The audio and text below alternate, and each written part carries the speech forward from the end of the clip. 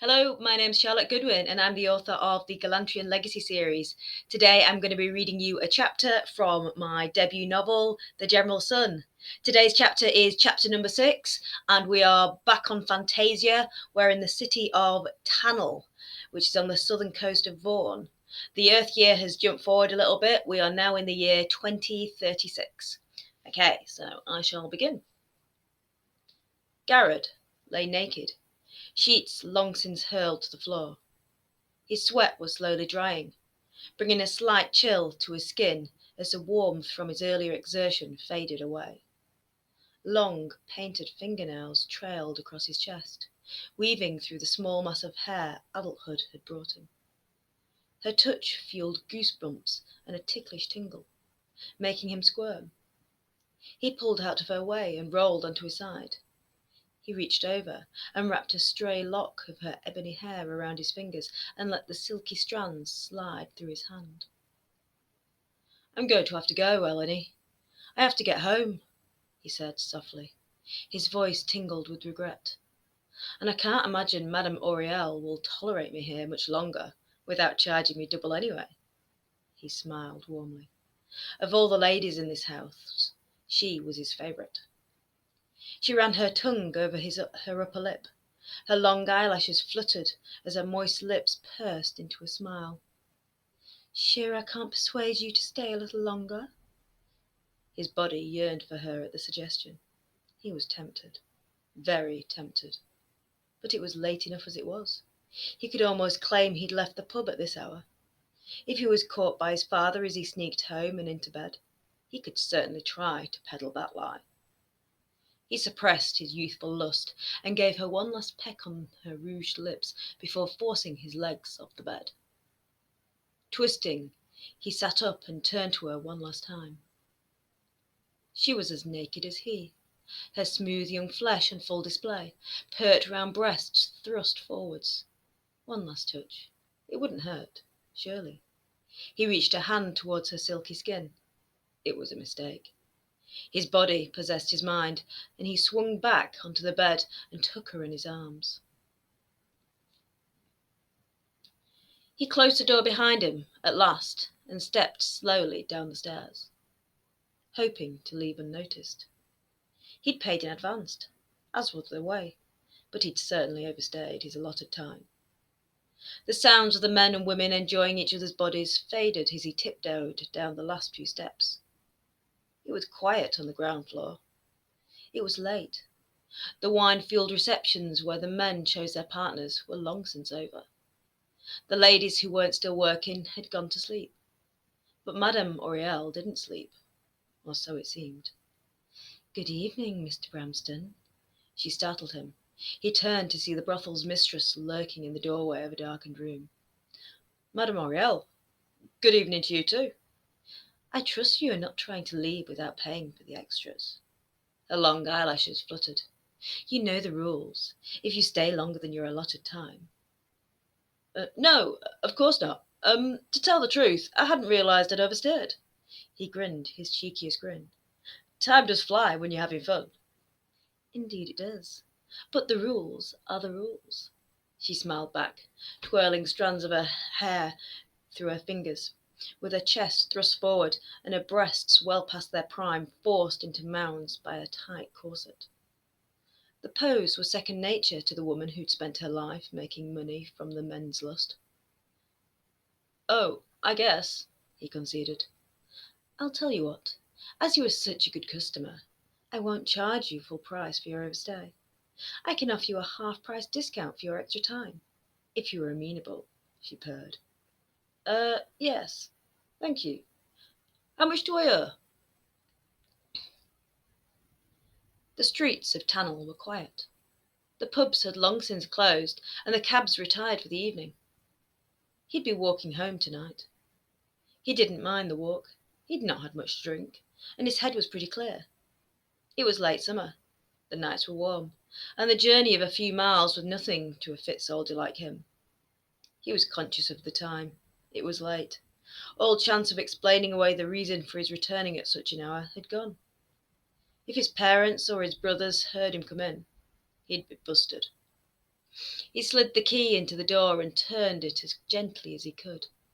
Its soft clicking was like a racket in the silent early hours.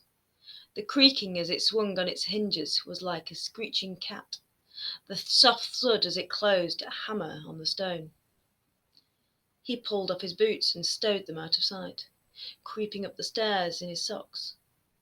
Everything was silent. So far, so good. Another few steps, a creaky plank, a pause. No one stirred. Another step, and another. Something furry underfoot. Squirrel! Something yelled. The cat. He stumbled. He fell. He crashed into the first-floor landing. He collided with the dresser. The collection of ornaments on its shelves rattled. Silence. He lay still, panting. Noise. Someone stirred. Footsteps. A door opened. There was the glow of an oil lamp, and the face of his father glaring at him. "Garrad!" "Evening, father," he murmured through clenched teeth.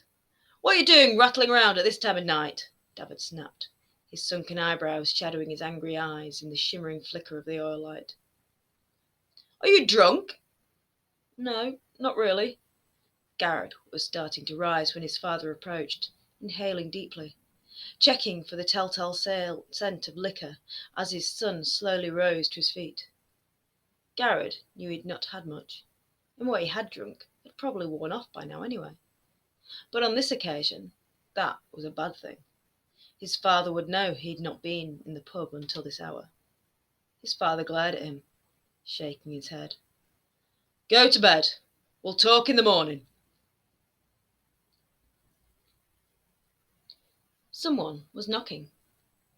He'd heard it in his dream, but as consciousness found his mind, he realised it wasn't in his head. Someone really was knocking. "Garrad!" His younger brother, Elijah, called. "Breakfast ready?" "Yeah," he called back groggily. "Thanks." He was preparing to return to sleep when his door opened. "Come on, get up. You can't stay in bed all day. It's your last day home, and you promised to spar with me this morning," the 14-year-old boy pleaded. Garrad smiled. He'd only had a few hours' sleep, but he'd survived on less before. He groaned his way up into a sitting position. "Fine, I'm up. Breakfast better be good." "It's kippers and toast today. Can you not smell it?" Garrad sniffed. He was certainly partial to smoked fish for breakfast. His mother knew it was his favourite. She must have made it especially. Another reason to get his sorry ass out of bed. He was still tucking his shirt into his breeches when he stumbled into the kitchen. His mother was serving breakfast as he arrived, and she greeted him with a warm smile. "Morning, mother." He kissed her on the cheek. "Father," he said sheepishly, taking a seat by Elijah and avoiding his father's gaze. "Late night, was it?" Anders smirked from across a table. Of his two brothers, Anders was the eldest, but he was still a few years his junior and only just out of school. Perhaps he'd heard him come back and jumped to his own conclusions, or perhaps Garrad looked shattered. He certainly felt it. "Yeah," he said as he helped himself to some coffee. "What did you get up to? Meet anyone nice?" He was so focused on grinning at Garrad that he'd stopped eating. Garrad's father shot his middle son a look, stern and firm. Anders's grin vanished. He continued eating in silence. His mother placed her own plate down and took a seat by Garrad's other side, and at last began to eat herself. "I can't believe it's your last day at home already," she said between mouthfuls. "It only seems like yesterday you were granted leave." "It's been 2 weeks." "I know, but it doesn't seem that long. Despite your base being just outside of town, we hardly get to see you. I know with you being close, I thought with you being close, we'd get you at the weekends at least." "He has other hobbies at the weekends," Anders muttered under his breath. Garrad noticed another glare from his father. Daggers shot from David's eyes in his last warning to the loose-tongued young man.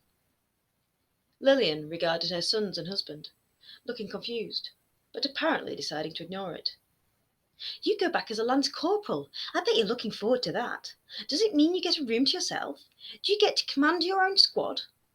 Garrad couldn't help but smile at his mother's naive view of the army. No, Mother. I get a smaller room. 4 or 6 of us together, maybe. It depends on how it's allocated. And I won't be in charge yet. I'm only going to be the second in command of a section of 8 men. Oh, 4 is much better than 20 odd to a room, though, surely. And second in command? It sounds like a lot more responsibility. It's the first step up the ladder. There's lots more rungs to climb yet. You don't have to climb the ladder, David added.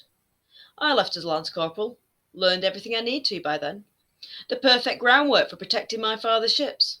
Granted, I've been in the rank for a few years when I left. I'd say it's certainly worth doing. But have you thought about coming out of the army and working in the family business? If we had you about, we could look at getting back into freight haulage and not just redistribution of other people's wares. Garrad chewed his bite of toast slowly as he tried to work out what to say. Being a merchant sounded as exciting as watching paint dry. He'd always wanted to join the army. He loved wielding a sword, the marching, the exercises, the drills, and as a lance corporal he'd get his first taste of command. He had that to look forward to.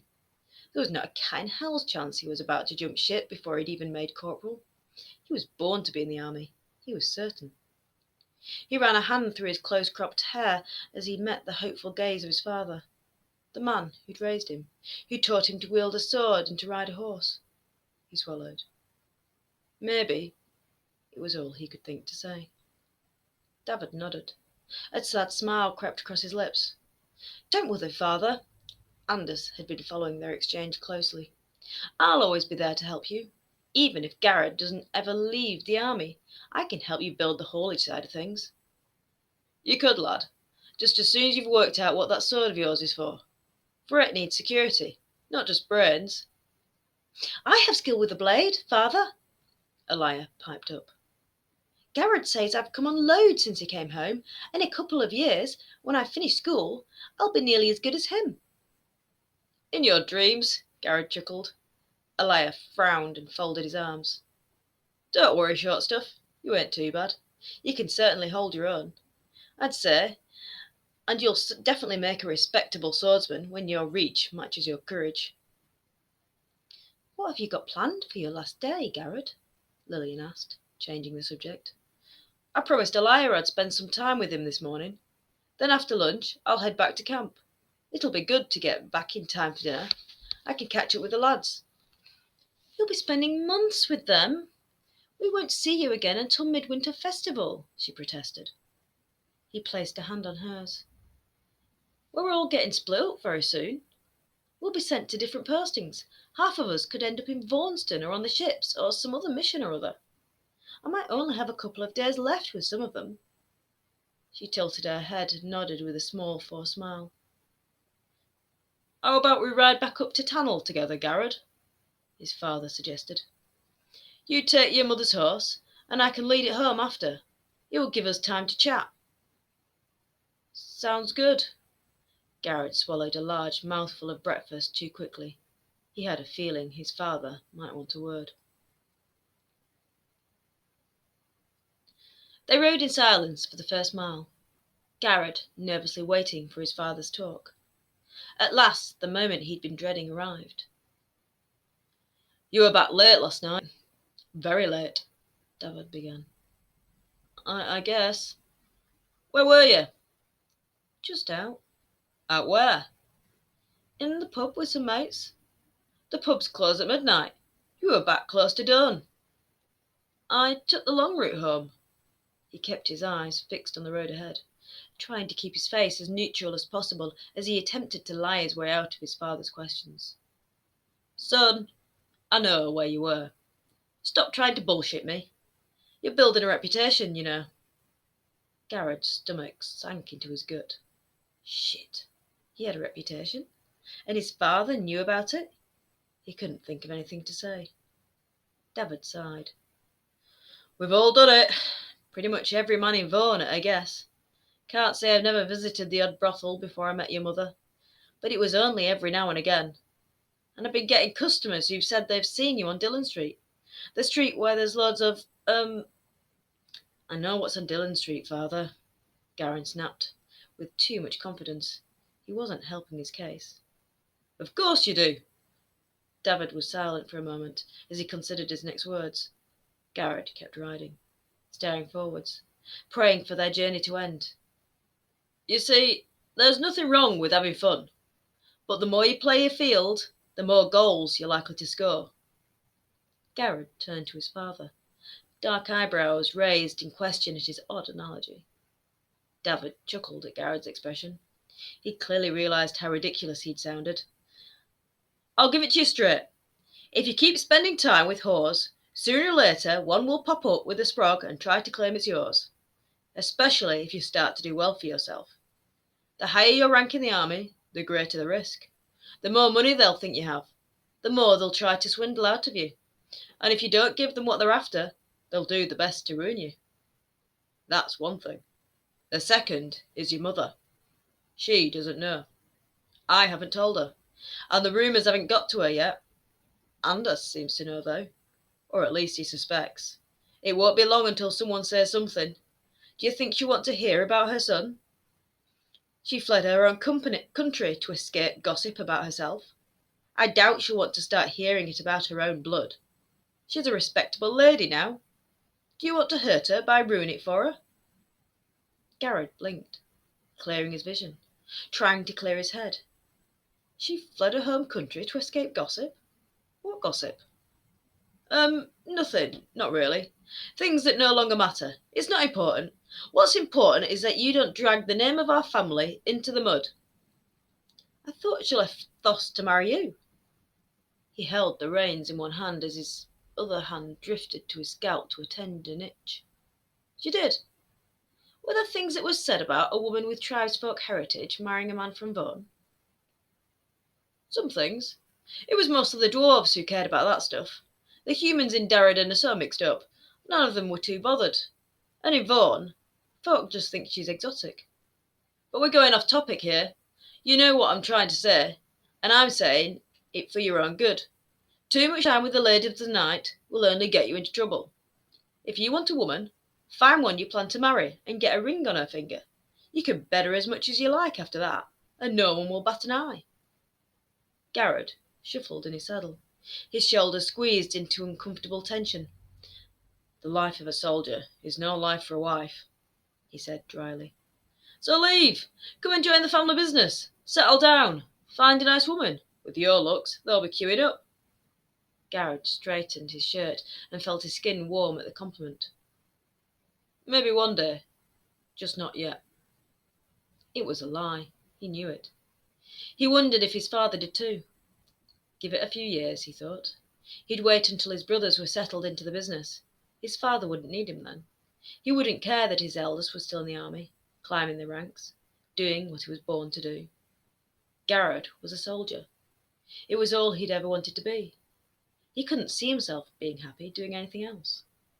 He sucked in a long, deep breath and puffed it out between his flapping lips, staring into the distance, between the last few shacks on the outskirts of town, beyond the olive groves and the laurels, into the sky.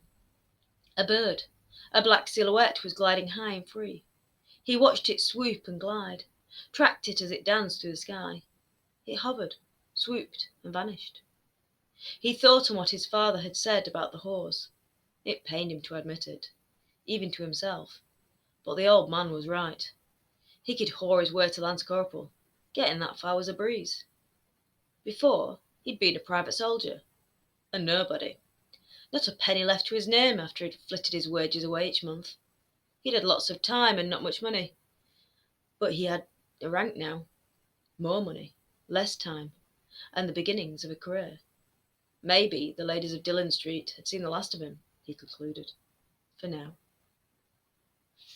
Okay, so that's the end of my chapter. I hope you enjoyed it. If you've not done so already, you can catch up on all my chapters on my channel, The Gallantrian Legacy. Don't forget to subscribe, and hopefully I'll see you next week when I read out the next channel of my book.